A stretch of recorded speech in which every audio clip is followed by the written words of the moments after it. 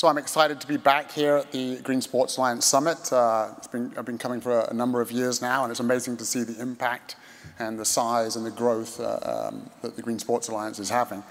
For those that don't know, my name is James Wilkes. I'm a former UFC fighter and producer and narrator of the Game Changers documentary, which went on to become the most viewed documentary of all time. And I'm honored just to say a few words and then introduce the next session. We had over 200 million views, over 1.5 billion media impressions, and including over 40,000 organic press articles written about the film. And I think it really shows that people are really starting to take note of the food they're eating for a number of reasons, both personal health and the planet. Since then, we started the Game Changers Institute, which is a research, education, advocacy platform promoting plant-forward eating to help with both public health, food justice, and sustainability. And obviously, on that sustainability note, that's why I'm here today and so passionate about it. The global food system is the largest human pressure on Earth, and there's a big disparity between the land that is used between animal agriculture and plant agriculture. So as an example, 60% of all agricultural land is used for beef production, yet yields only 2% of global calories worldwide and only 5% of protein. And so it's really important that we look at where we're allocating these resources. Of course, decarbonization of the energy systems and recycling is extremely important, but what we eat is the single biggest thing that any individual can have on the planet. And I think that it's really underserved and not talked about enough. We talk about all of these other elements, but the single thing that we can do is switch from animal agriculture is the #1 leading cause of lack of biodiversity, water shortages, #1 cause of water pollution, degradation of the soil. And so we really need to switch over to shift eating more plant-forward foods if we're going to have a big difference in the world in terms of sustainability. So we're developing a Game Changers Institute platform that's going to give people the resources to make those switches from recipes, educational tools. And so we're really excited that the Green Sports Alliance is a key partner in getting that out to both the stadiums and the teams and the millions of fans all around the world. So again, I'm honored to say a few words here. One of the biggest things that we're doing also now is we're producing Game Changers 2, which we just announced with LeBron James. And the first film looked at more of the personal impacts, so performance and individual health. The second film will be looking at more interpersonal issues from kids' health, food justice, and really much more on sustainability. We also just launched a Game Changers-inspired nutrition brand called Fighter, made using the world's most sustainable protein, which is upcycled barley. And so I'm just really here because I'm passionate about shifting people towards more plant-forward eating and people recognizing that food plays such an important role. And so just honored to introduce this next panel, especially my good friend Chad Sarno with Wicked Kitchen, who Game Changers has partnered with in the past, and just looking forward to hearing some of the things that they've got to say about food, because I think, again, it's something that we really need to be talking about and really need to be understanding the impact that we can have on food. So introducing this panel, thanks so much. Thank you. Almost ready for lunch. Getting there, getting there. Chad, Rich, I'm delighted to be up here with you today. Thank you for joining us. Thanks so much, Carlie. So we know that, as he just mentioned, athletes are moving more towards plant-based options, not only from a human health perspective, but also from a planetary health perspective. You two met at the summit last year, and you're cooking up, I didn't even think about that, cooking up some good things. Good. I know, it just came to me. So before we talk about your collaboration, I'd like to talk about just your journey. Maybe let's start with you, Chad, your journey, what you're focused on with Wicked Foods. Yeah, certainly. Thank you. First, I want to say what an honor it is to be here with all of you experts in this field of sustainability. And one of the areas, and James touched on it, that I don't feel has been talked about enough during the summit is food. Is the food choices that we make, And I have a brand called Wicked Kitchen. We've been sharing ice creams this whole summit up there. We have a number of products being served on the menus. But we started this company, it's culinary driven. My brother and I are both chefs. We started this company to really provide solutions to consumers and also within food service, spectators within the sports and entertainment side of things. So we launched this company being culinary driven, really to disrupt the market essentially, and offer a number of solutions when it comes to turnkey opportunities around culinary education as well as product offering. So we launched it about 5 years ago in the UK with about 150 products in market with Tesco, and then we just launched in the US here about 2 years ago, and we're kicking off our food service last year at the summit last year, which was very exciting. So, fantastic, thank you.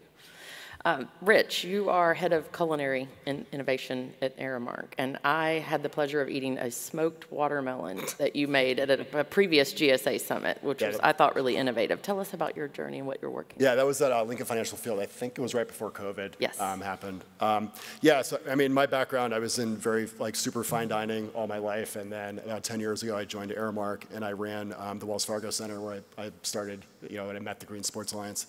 And now my role, after being at Wells for so long, really the eye-opening thing for me was how the food has shifted, to Chad's point, how it is so important, which gets me excited. It's probably honestly why I still work with Aramark now, because we're really changing that narrative, where our food comes from, what we're producing on the plates, the concepts we're developing and stuff across the portfolio. But I think as my role has evolved now, I'm involved in concept creation and telling that culinary narrative, and working with great partners like Chad to really drive our food program, across the company.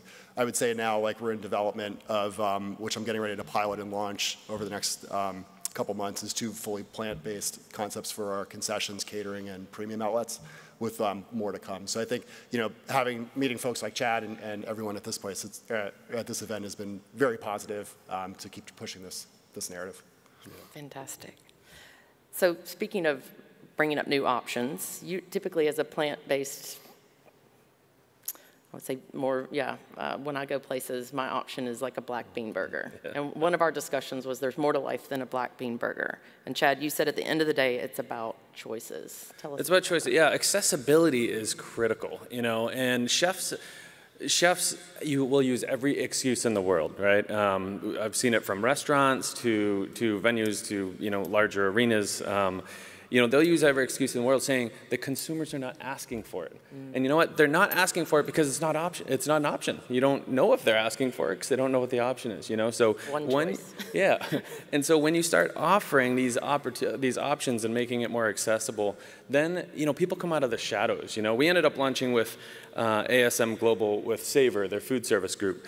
And they've made some lofty commitments of 35% of their menus will be plant-based by the end of next year, which is incredible. And they've seen firsthand, by offering it, people are coming out of the shadows. Consumers are coming out of the shadows. Last week alone at the San Diego State Fair, which is a Savor property, we sold 100 plant-based fish fillets, who would have thunk, at a state fair, right next to fried Mars bars. You know what I mean? So it's people are asking for this product, whether other chefs think so or not. So it's all about accessibility, in my opinion. So to piggyback on that, Aramark, likewise, we have a 34% commitment, fully plant-based offerings on our menus, with an overall reduction of food waste by 50% over the next couple of years. So we're getting there as well. But I think to Chad's point too, with chefs making all these excuses, I think a lot of it's around knowledge and education. Yeah. So the chefs that I deal with on a daily basis, to your point about the black bean burger, that's all they know and has been ingrained in their heads. So, guys like myself and Chad come into the mix and help educate these folks and be able to provide these options to our guests. And I think that story is really changing, which has allowed for this adoption. Right. Before it was an afterthought, where now we're actually making this as a full-blown movement. Yeah. Love it. So honestly, when we talked about sustainable food or plant-based food, Rich, you said a lot of people go straight to packaging or straws or when they think of sustainable food, but you said it's really just about damn good food first. Right. Yeah. Tell us a little more about that. Yeah, that's obviously the forefront of everything. And I think if COVID taught me and us anything in my spaces where everyone's forced at home on television or on their phones and Instagram and TikTok, I think that story about where our food comes from, what is being consumed, has changed so rapidly, at least from my perception. where we now have our football players, the hockey players are now coming to us asking like, hey, where's our chicken coming from? Where, what are my vegan options? And asking and challenging our chefs to like create these options for them because they know it's so important. So it's actually been very exciting. An unfortunate event has led to some really great innovations where typically people were crushing beers and eating pretzels. Now we're having a different conversation about healthy and still crushing beers and eating pretzels. Oh, yeah. So Yes. So, yes, silver linings from COVID, which I love. I'm always looking for those. But Chad, we talked a little bit about education and what role education, and not only education, but just general awareness. Yeah. What does that play in terms of being plant forward? I think we have an opportunity as chefs and in the culinary field, we have an opportunity to really be critical to this equation around sustainability and do our part. And the only way to do that, there's ingredient companies out there. You can buy a burger, you can buy a meatball, you can buy a vegan sausage and things like that.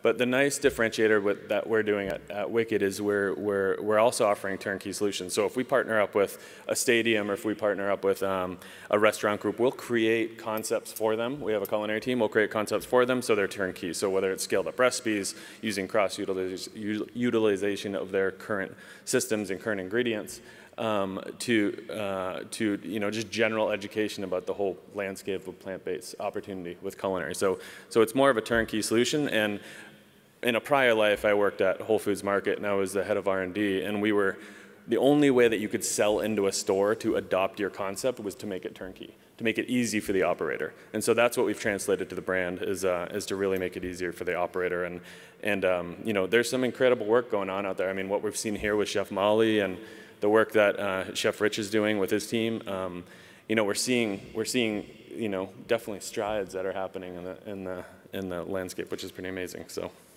Chad has something in his on his marketing which really resonated with me. It's vegan food for meat eaters, and I think that line really stuck with me when I first met him on how to integrate these into our venues and like how we position our branding. So for us, when we're developing this, we think about to your point about damn good food.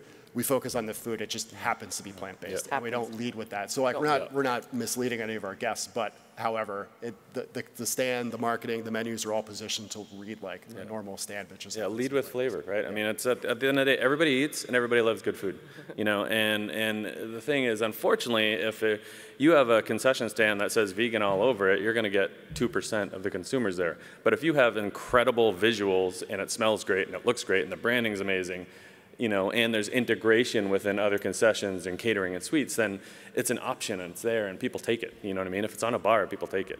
Those chorizo sausages yesterday. Today we have some salmon burgers. So it's kind of that integration works really well within food service and especially in sports entertainment that we've seen. So. Yeah. So we know a lot of folks. You've already touched on this a little bit. Go to the game for the nostalgia of the classic, maybe not so healthy food options. Are fans driving sort of this plant forward movement, or fans? I think piggybacking on kind of what I mentioned, like through COVID and social media, honestly, what struck me the hardest was our players were asking for it. So like I mentioned a little bit earlier, some of our teams have come to us and literally said, I want to shift more to a plant-based diet. And it's been, I would say, like right around that COVID time, and then, continuing now. So now we really stepped back and took a hard look at that and how we're positioning everything. And that's where some of the learnings and the training goes into with our culinary teams to make sure we're able to offer those options to us. And I think it's really exciting to have all these new brands that are out there that are, with food quality in mind to be able to, pass this stuff on, because in our environments are sometimes tricky the way we can produce food and how the operation works. So having partners like Wicked and some of our other folks that have these turnkey solutions is super important to us, operationally, because then we don't have to say no to something we can integrate much faster. Adopt.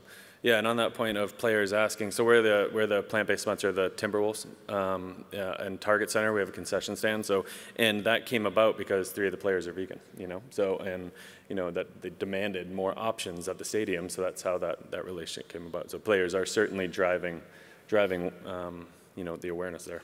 And I think too, I failed to mention this. I think it's tricky too, depending on where you live.